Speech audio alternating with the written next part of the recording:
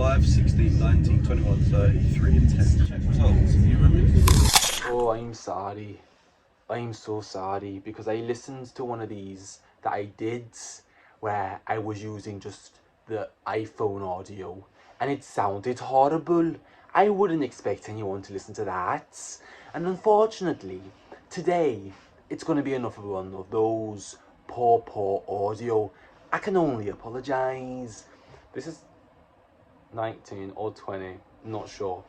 And I only just got in and it's just gone midnight, so I've technically done it again. Ever since I missed the first midnight by 10 minutes, it's been consistently just missing midnight, so I need to get back on the streak of not missing midnight. But I couldn't do anything about this. I literally just got back in, hence why I got cut on and shite. And it's already midnight, so yeah. But you know what? Look, not really had time to like think of any topics or like look through Twitter or just see what's happening around the world or anything. So like instead, I'm just gonna tell you a little couple of things. And if you don't like it, I'm sorry. I lost it towards the end there. And guys, welcome to my etiquette app. And when I say that, there's certain things in this world that I think, you know, etiquette should exist. And or you know, this is very English mindset, but cinemas, pictures, movie theaters, whatever you call them, etiquette. You know, and I don't care about like.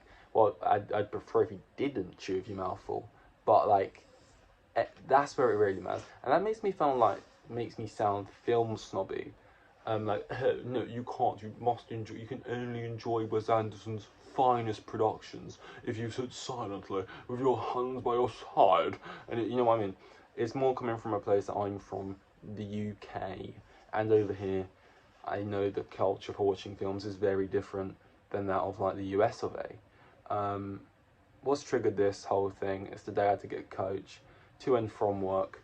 Well, first I had to get a train that was 45 mins, and then hop on a coach, which was a 2-hour journey, and I had to wait 45 minutes on the coach before it left, and 45 minutes on the coach once we got there before we could get off.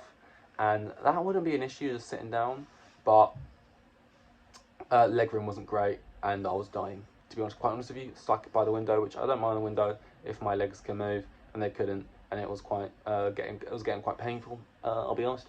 I know it's a first world problem. But, you know, for example, you know the whole dilemma of where should you piss? I'll elaborate. That was quite a broad question. So you walk into the men's bathroom, we'll say, because they've got the option of urinal or urinal, however you want to say it, but urinal, and stools. But today we're just talking about the urinals or urinals.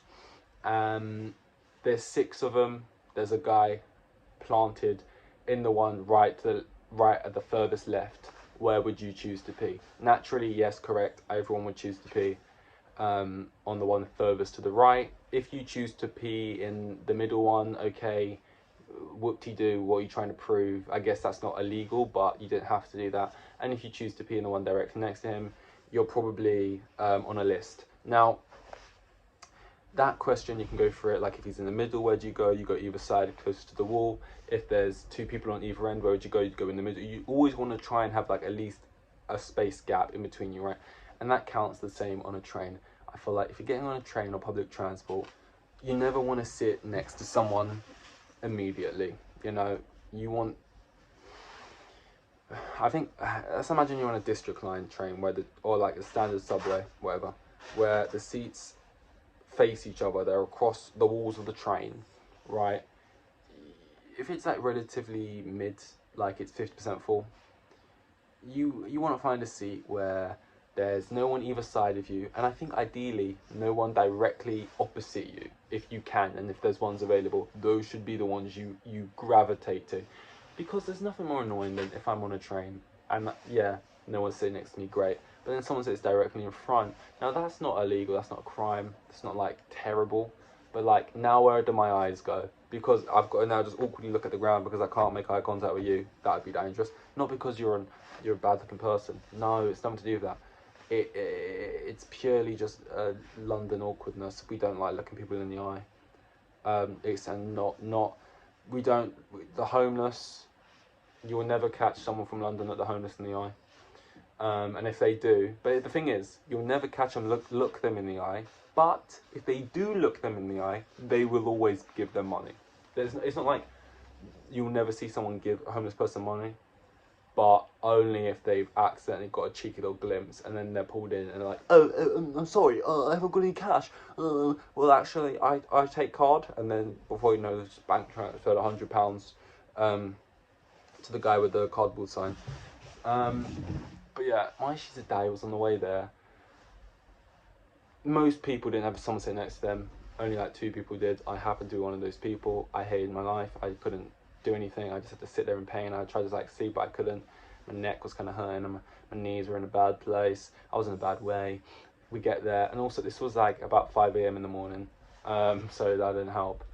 The issue was on the way back, because there's offensive decisions you can make, and also defensive decisions you can make when it comes to seat picking, right? And we've spoken about some of the offensive decisions you can make in terms of best place to plant yourself, to be respectful of other people and space yourself out, and just also for yourself, because you don't want to sit right next to someone as well unless you're one of the wrong uns. But now let's talk about some defensive tactics. And defensive tactics are hostile, and I don't really like any of them. And if you're in a busy place and you're using these defensive tactics, you're passive aggressive, and you need to stop. An example, the classic one, the main one, the one that happened today. The bag on the seat. Now, your bag on the seat is fine if you're on the train to maximum 60% busyness, 60% capacity, that's fine. Because realistically, those other seats, people just sit somewhere else. And normally, it's just a safety blanket. It's just in case a creep tries to sit next to me, even though there's hundreds of other seats, I've got the bag here for protection. That's fine. If it's rush hour and the train is probably going to have people sitting in every seat, and you try the whole passive aggressive, don't sit next to me, my bag's here. And obviously, if you ask them, can you move your bag, they'll be like, yeah, sure, but they'll be pissed, and you can sit next to them.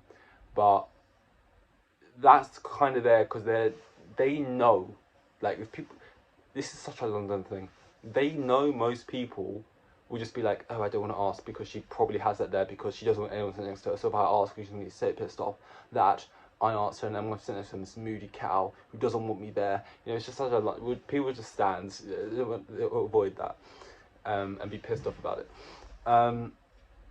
That is, I don't like that. Don't put your bag on. So this woman, it was a woman. I don't want to call her a bitch, but don't act like one.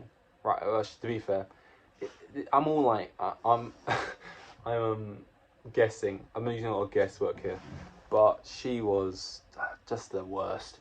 Gets on the coach nice and early. Plants her bag.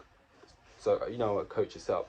She sits on the chair closest to the aisle, with bag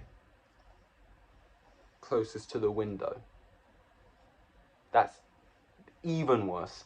You could sit close to the window with bag close to the aisle, but there's still a risk that someone may have, the confidence to ask, do you mind if you move your bag? And I sit there. Whereas if you plant yourself, you make like a little cave, you turn it into like your new address. Put your bag by the window and you lock yourself in by putting yourself on the outside. Whoa, she done that. And the reason I knew this was a tactic is that the second she thought everyone was on the bus, and everyone else had to sit next to each other, but she's above that, she hasn't got to sit next to anyone because she planted her bag and no one next to me, right? And we're all stuck. We all got to get back on the same coach as you, people sitting next to us, 2 hours or whatever. We're all tired. We've all worked the shift. The second she thinks she's safe, what does she do? Bloop! Bag comes straight off the window seat. Even worse, she slides over into the window seat, because not only does she want to sit on her own, she wants that window seat, proving she's only on the outside for extra protection. I think, and what was annoying for me is I'm in the window, so now I've got someone next to me and I can't stretch my legs under the chair because hers are definitely under there, just all kicking around. I don't want the awkwardness of my foot touching her foot, and I quickly pull away. So I was locked in, and she had exactly what she wanted. Luckily, a guy was late. He caught up to the bus. He managed to get on, and he followed her plans. Sat next to her. She was obviously fuming. I could sense the vibes coming off it, and that sort of warmed my heart for the whole journey home, and that it kind of put me in a good mood, if I'm being honest. So that's how my day went. A lot of coach seat thinking. But it just got me thinking as well, if you're in a cinema, people are trying to watch a movie. Like, it's kind of like getting on the train, you might be on there 20 minutes to 40 minutes. And normally, it's just a bit of travel. Like, it's not that deep. It's watching a movie, you can only watch it for the first time once. And don't sit next to me. That's really weird. Don't even sit in my row. Don't do that. Maybe don't do that. If there's 5 people in a screen that seats 500 people, we should all be in our own row. What, you booked the same row as me? There's 5 of us here. No one's just sit in at least the row behind. Peripheries. If I don't need people in the periphery and I can have it where they're not, why sit there? And also, I always just think, it's not like a personal, just selfish me thing, surely. Like, there's 5 of us here. We can all have a great seat where it feels like we're alone here, which is kind of like sometimes the dream, depending on what you're watching. You get in and you're thinking, I'm alone, and it gets closer and closer to trailers play. The little John Boyega comes on the screen if you go to view, and he starts talking, and the lights go off, age rating comes up, movie starts, I'm safe, someone was just running late. Not to myself. Those happen. But like, we're all here, we can all have like what we deem as best case scenario seats. So why do they not want what I want? Surely they want, surely we dream the same dream, we want the same thing, Like, does it not bother them that I'm near them as much as them being near me? Do they not care? Do they like the company? I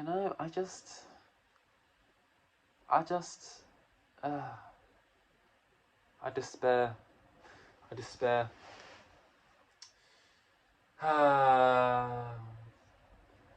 Pointless things that don't matter.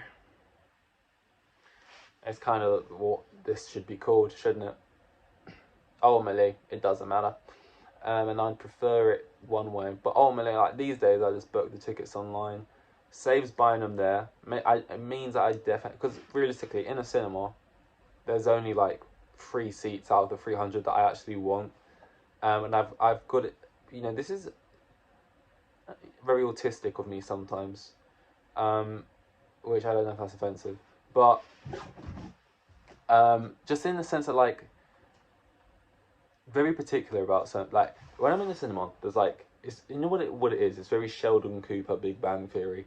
Like, I've got my local cinema. There's like, how many screens? There are like 9.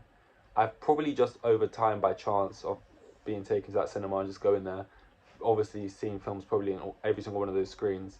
And I've whittled out of the 9 screens, which is not that huge for a cinema, which are the ones, which sizes of the screen is my favourite. Like 2 aisle or 1 aisle. 1 aisle obviously being smaller. And then my favourite row in those scenes was the next option, and then my favourite seat in those rows. And if you must know, actually I don't even want to tell you because people might book them out. That people are out to get me. The ops are out to get me. No, I believe in like screen 4 it's like H 12 and 13. In like in screen like 2 it's like G 12 and 13. And I can't really describe it apart from ecstasy, brilliance, perfection. These seats are just everything I want and more, everything I hoped for and once more, everything I need. They are so beautiful to me.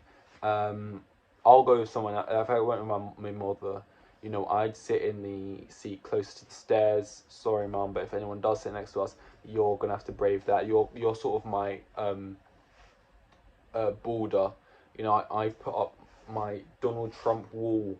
No one's coming in. That's the sort of bridge water, whatever it's called. Stop. You're there. And then I got free real estate here. Just footfall. And there's not much of that in the cinema. Usually it's pretty empty. So I like that. Drink there, feeling good. Now, it's central as well, because in this screen, the aisle is pretty central to where the central screen is. In most big screens, which is what people want, the aisles are kind of like... So if you split, like... How do I describe it? It's kind of like...